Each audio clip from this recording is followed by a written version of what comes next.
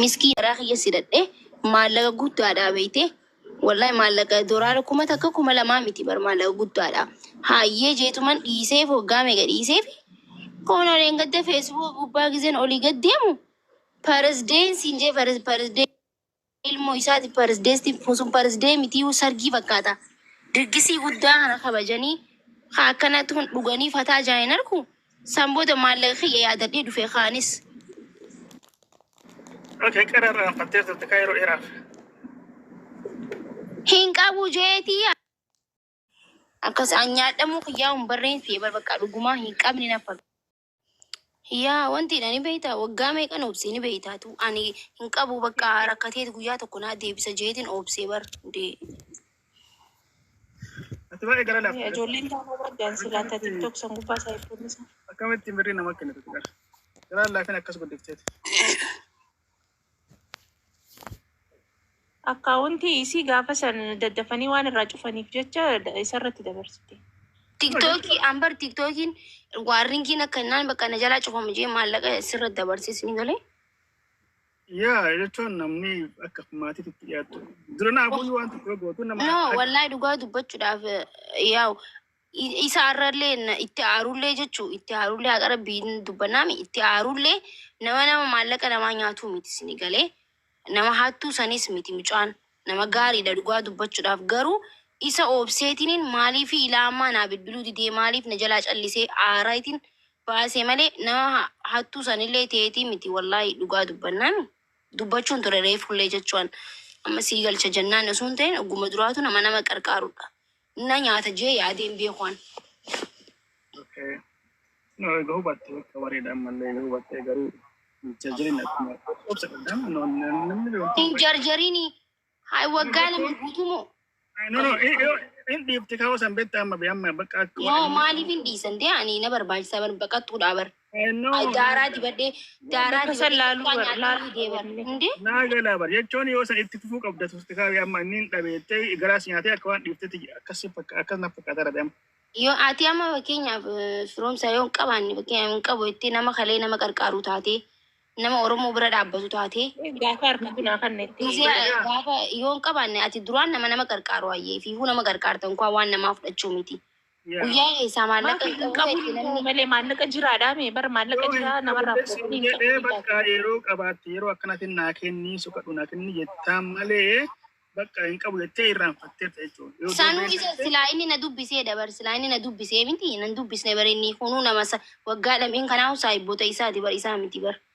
Oh, ini sudah bisa berwarna. Nanti bisnis ini selain nanti bisa dilu kau wai dufa. Ada dimba kacang pada. Itu yang ada beli, ada bisa. Sudah bisa kau faham itu berma badiu asla. Mate, you understand you juga tu ni, you faham ni, you faham mo, you kena tahu. Cuma tu maki sosial media TikTok kan aku bani cerai ni gasi. Ni juran aja jadi macam tak kali sedufte. Okay. Kan agar. Ni juran maka kaya remani. Okay. Ya, amma bakka wanti gaarii egasii egaa argite bakka jechuun nama amma kontaaktii godhana Islam san gadi dhiisin.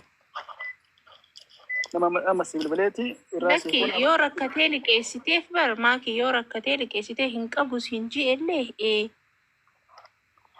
No, rakkatee miti faati fanniteef. Ambar pointii xiyya maal akka ta'e isin galle yoo dhabeelli nama sittiin kan miti gaaddu sittiin kanne ati dhuftee jechuun waan kabajaan si kabajeetiin nama hedduun beekan si kabajeen si bira kaayedhe taana na dubbistee atummaan hin qabu akkanaan obsiyoon itti ani si obsuu miti siifuun hin dhiisaan sin jaamala kiyyanii beektaatu. Garuu si ati yoo na jalaa baqattee silkii na jalaa kaasni na jalaa wanti jettee akkam namatti naman dabbaru nama tokko amantee. Baay'ee nama dabbara jechuun especially yoo communication hin qabaanne yoo walii galtee hin qabaanne yoo rakkoo walitti himatanii hin jenne baay'ee. Bakka inni isa qabeeni egaa. Yaa mulee sunis sirrii jirti jechuudha inni yoo jedhisu sana akka waan nama tuffatee akka kan nama maal fiddoo akkasitti leessi fakkaachuu ni mala garuu odoo si dubbisee bakka kan yeroo naa eegee kan naasii kenna gosin jedhe. Bakka amma dhiiseetiin jira dhiisaa bakka amma. Akka ati haasoo isutti maakii duraadha. Bakka galatoomee bakka Mucaan kun waamuma isa mudate malee sila uummata isaanillee waan Yalla. Maal itti gaaddu?